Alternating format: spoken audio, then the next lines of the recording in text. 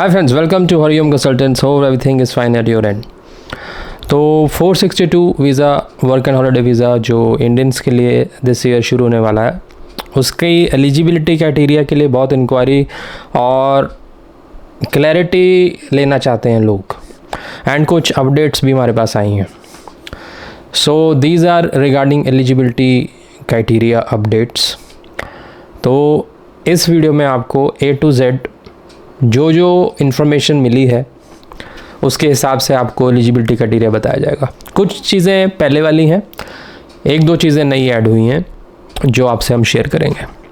तो if you are 462 aspirant तो आप ज़रूर इस वीडियो को एंड तक ज़रूर देखें। कोई आपका क्वेश्चन है कमेंट बॉक्स में लिखें, और डिस्कशन करना चाहते हैं in detail regarding your eligibility, then you can book a slot. Number आपके सामने फ्लैश हो रहा है, राइट। तो जो पहली बार ये वीडियो देख रहा है उसके लिए बता देते हैं वर्क एंड हॉलीडे वीज़ा क्या है, ये कॉन्सेप्ट क्या है। Basically work and holiday visa अभी कोई नया वीज़ा इन्वेंट नहीं हुआ, काफ़ी कंट्रीज़ के लिए, डेवलप्ड कंट्रीज़ के लिए ऑस्ट्रेलिया ने ऑलरेडी शुरू किया हुआ, और ये ट्रेंड पहले से है, डेवलप्ड कंट्रीज़ में है। डेवलप्ड कंट्रीज़ में क्या होता है कि वो लोग घूमने जाते हैं तो घूमने के साथ साथ काम भी करते हैं और अपना हॉलीडे को स्पॉन्सर खुद ही कर लेते हैं, तो इसलिए इसका नाम है work and holiday visa. But developing countries जैसे इंडिया, चाइना हो गया, इसमें इसको सिर्फ हॉलीडे के लिए की तरह नहीं लिया जाता। इसमें बेसिकली जैसे आपका पॉइंट ऑफ व्यू रहता है कि हमने वहाँ पे फुल वर्क राइट्स मिल जाए, हम काम कर पाएँ वहाँ पे, राइट, अर्न कर पाएँ, तो उस पर्सपेक्टिव से जाया जाता है। और आई थिंक इंडिया में भी मैक्सिमम लोग इसी पॉइंट ऑफ व्यू से जा रहे हैं, और जाना भी चाहिए क्योंकि ये गोल्डन अपॉर्चुनिटी है। आपको फुल वर्क राइट्स मिलेंगे, सेम पे रेट मिलेगा, तो वाई नॉट। बाकी वीज़ास पर जाकर भी तो काम किया जाता है। I am not talking about everybody, but on majority जो स्टूडेंट वीज़ा लगाते हैं वो वहाँ पे साइड बाय साइड काम करते हैं, वही कोर्स लेते हैं, जैसे फिर उनको वर्क वीज़ा मिलता है, फिर वर्क के बाद PR लेते हैं, तो ये आपको सीधा मिल रहा है, ठीक है। तो इसका नाम वर्क एंड हॉलीडे इसलिए है कि आप, बंदिश नहीं है आप पे कि आपने काम करना है।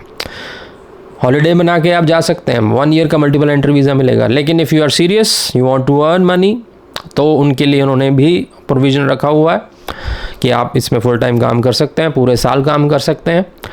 और अब मैं आपको बताऊंगा इसकी एलिजिबिलिटी। तो इंट्रोडक्शन मैंने आपको वीज़ा का दे दी है, तो एक तरह का ही वर्क वीज़ा ही है, बट ये लकी ड्रॉ से होगा। लकी ड्रॉ नवंबर में एक्सपेक्टेड है, एंड एज़ पर इंफॉर्मेशन जो अभी लेटेस्ट अपडेट है। तो why they are waiting, software developer है जिसने ड्रॉ निकालना है। तो अब मेरे पास फुल लिस्ट ऑफ एलिजिबिलिटी है जो मैं 1 बाय 1 आपको बताऊंगा, काइंडली नोट इट। एंड यही फाइनल होने वाला है, जो फॉर्म फाइनल जो एम्बेसी की वेबसाइट पे, EMI अकाउंट पे जो आपको दिखेगा ना, फाइनल वर्जन ऑलमोस्ट रेडी है, तो उसका हमारे पास अपडेट है, वो मैं आपको 1 by 1 each point I will read and share with you right now. तो सुनिए, first of all, hold a valid Indian passport. So that means Indians के लिए शुरू होने वाला है, so you should have passport with good validity, right. Number 2, you should be outside Australia. आप Australia में ये वीज़ा फाइल नहीं कर सकते अगर आप विजिटर वीज़ा पर उस पर हैं। और आपका सवाल है कि विजिटर वीज़ा पे हम वहाँ फाइल कर लेंगे, नो, आपको वहाँ से एग्जिट करना पड़ेगा, ये वीज़ा लेना है। यू शुड बी आउटसाइड दोनों टाइम पे, ग्रांट पे के टाइम पे भी आप बाहर होने चाहिए और एप्लीकेशन के टाइम पे भी। नंबर 3, इसके लिए बैलेट सिस्टम है, ये ओपन वीज़ा नहीं है, पहले आपको लकी ड्रॉ में एंटर करना पड़ेगा। लकी ड्रॉ में अगर आपका नाम आएगा then you can file a main. और 1000 दिस ईयर स्लॉट्स कंफर्म्ड है, मतलब 1000 वीज़ाज दिए जाएंगे इंडियंस को। 1 ईयर के लिए ग्रांट होगा इनिशियली, एंड विद कंडीशंस अगर आप फुलफिल करते हैं तो वो कंडीशन अभी मैं ब्रीफ में बता देता हूँ, नेक्स्ट वीडियो में डिटेल में बताऊँगा ब्रीफली कि आपने 3 से 4 महीने ऐसी फील्ड में काम करना है जो वो आपको सजेस्ट कर रहे हैं, जिसके लिए हमने पिछले वीडियो में बताया था, हम यहाँ पे पिन कर देंगे। अगर उस जॉब्स में आप 3 से 4 महीने काम कर लेते हो तो you are eligible for your next year. And next year ballot नहीं होगा, just on the basis of your work आपको ये वीज़ा ग्रांट हो जाएगा। तो दैट मीन्स फर्स्ट ईयर में बैलेट से आप वहाँ जाएंगे, सेकेंड ईयर में on the basis of your work आपको ये वीज़ा मिल जाएगा, थर्ड ईयर भी आपके on the basis of your work आपको ये वीज़ा ग्रांट हो जाएगा। तो 3 साल का ये प्रोग्राम सीधा सीधा है, if you are serious about work. अगर हॉलीडे मनानी है फिर आपको 1 साल हॉलीडे बना कर आ जाओ, नो इश्यूज़। एज क्राइटेरिया, आप मिनिमम 18 ईयर्स के होने चाहिए एंड नॉट मोर देन 31। जी, मैं लाइन एग्जैक्टली पढ़ देता हूँ क्या आएगी। Applicants are at least 18 years of age but have not turn 31, मतलब वही मान लो आप 30 से नीचे वाला, 18 से 30 के नीचे at the time of application. ये एग्जैक्ट टेक्निकल लाइन है। हैव नॉट टर्न 31 मतलब वो 31 साल का नहीं होना चाहिए जब वो एप्लीकेशन फाइल कर रहा है, ठीक है। तो सिंपल शब्दों में 30 से नीचे होना चाहिए, कोई कन्फ्यूजन नहीं होगा आपको। 18 से 30 के बीच में एलिजिबिलिटी है एज की। थोड़ा बहुत महीने का चक्कर है तो उन्होंने बोल दिया कि 31 का नहीं होना चाहिए बंदा। Will not be अकम्पेड by any dependent, ये हमने आपको पहले क्लियर किया था कि ये वीज़ा इंडिविजुअल वीज़ा, इसके ऊपर आप कोई साथ में डिपेंडेंट नहीं ले जा सकते। अगर आप मैरिड हो तो आपकी वाइफ इसके ऊपर नहीं जा सकती एज ए डिपेंडेंट, ना ही कोई बच्चा जा सकता है। Hold an onward travel ticket और sufficient funds to purchase such ticket, ये फंडिंग की बात हो रही है। ये क्लॉज तब लगेगी जब आपका बैलेट में नाम आ जाएगा, मतलब उन्होंने फुल लिस्ट भेज दी, तो मैं आपको बता रहा हूँ eligibility categories to get the visa, right. तो बैलेट के लिए अभी ये नहीं रिक्वायर्ड, बैलेट के लिए तो जस्ट ये जो मैं ऊपर वाली बता रहा हूँ, ये जो स्पेशल लाइन है उन्होंने जो फंडिंग की बात की है, फंडिंग जब आपका मेन वीज़ा के लिए इन्विटेशन आएगा तब एप्लीकेबल होगी। और वो कितनी होनी चाहिए कि आप टिकट परचेज कर सकें और वहाँ पर थोड़े दिन रह सकें, right. Meet health and character requirements as per Australian law, तो ये क्राइटेरिया भी आपका मेन फाइल में लगेगा कि आपके हेल्थ चेकअप होगा डेफिनेटली, और आई थिंक करैक्टर सर्टिफिकेट भी अगर उनका डिमांड आई तो वो भी आपको करवाना पड़ेगा, लेकिन ये तब करवाना पड़ेगा जब आपको मेन फाइल लगानी। Have not previously taken part in Australian work and holiday visa, तो ये तो आपके लिए नया ही शुरू हो रहा है, तो this does not apply to you at all, क्योंकि पहली बार ही शुरू हो रहा है तो आपने पहले कभी भी इस वीज़ा में अप्लाई नहीं किया है। अब सबसे इम्पॉर्टेंट एजुकेशन जो नई अपडेट आई है वो क्या है, वो ये है कि you should have successfully completed at least 2 years of post secondary study।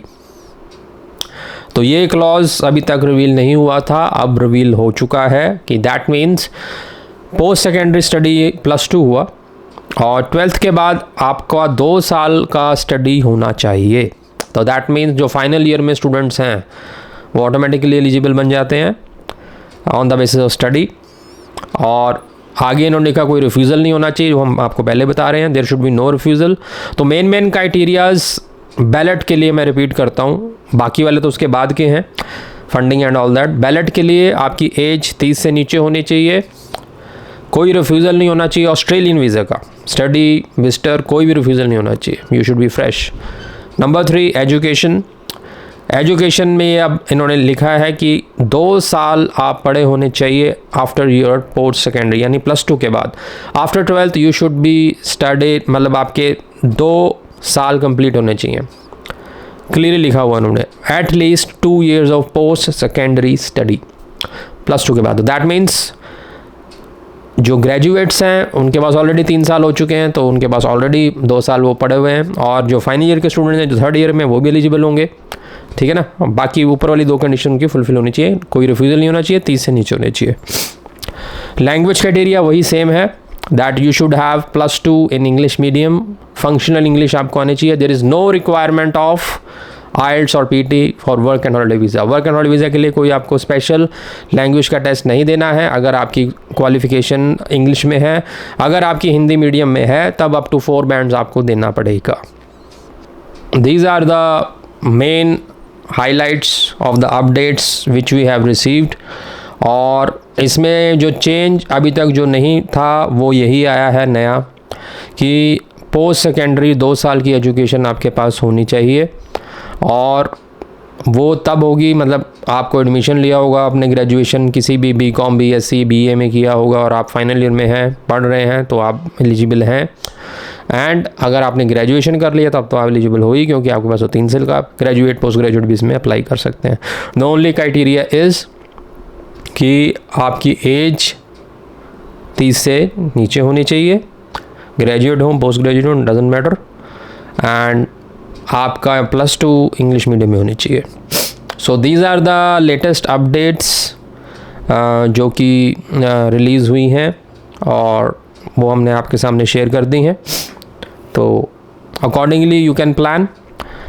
तो होप आपको वीडियो अच्छा लगा होगा। This is just for the information of the updates. ये हम अपने ग्रुप हमने बनाया हुआ है for this visa aspirants, mates visa के लिए भी बनाया हुआ है। तो अगर आप इंटरेस्टेड हैं तो you can join those groups. उसमें ये लेटेस्ट अपडेट्स हम रेडली शेयर करते रहते हैं। अब ये वीडियो भी उसमें अब जाएगा।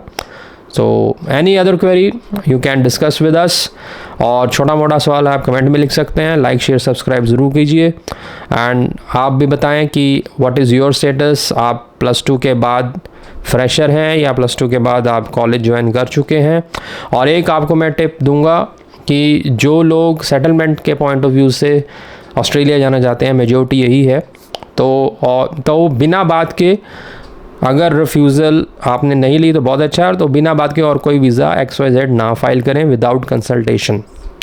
आप एक एक्सपीरियंस या हमारे से जिससे भी मर्जी आप एक कंसल्ट ज़रूर कर लें जो आपको सही गाइड करे, क्योंकि अब इसमें काफ़ी लोग ऐसे होंगे जिन्होंने बिना बात के अंधाधुंध रिफ्यूज़ल ले रखी हैं। तो उनके लिए अब अपॉर्चुनिटी हाथ से निकल गई है, क्योंकि बैलेट सिस्टम में अगर आपकी रिफ्यूज़ल है और आप अगर रिवील करते हैं चाहे नहीं करते, उनको पता लग जाएगा और आपको बैलेट में नहीं डाला जाएगा। तो इसलिए मैं आपको सजेस्ट कर रहा हूँ कि अगर आपके पास ये क्राइटेरियाज़ हैं तो और कोई XYZ वीज़ा तभी अप्लाई करें जब आपका अच्छा चांस हो आने का। Otherwise don't take any risk. At least ballot में रजिस्टर हो जाइए, और अगर बैलेट में रजिस्ट्रेशन का चांस नहीं है then there are many other options. तो उसके लिए आप केस डिस्कस कर सकते हैं हमारे साथ। Thank you very much.